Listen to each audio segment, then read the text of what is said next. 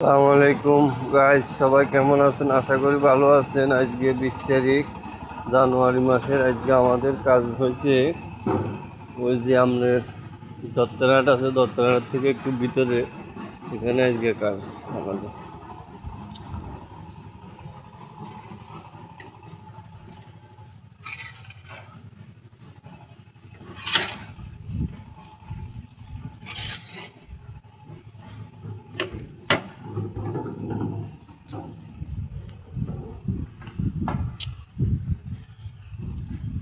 দেখতে আছেন এখানে কাজ চলতেছে,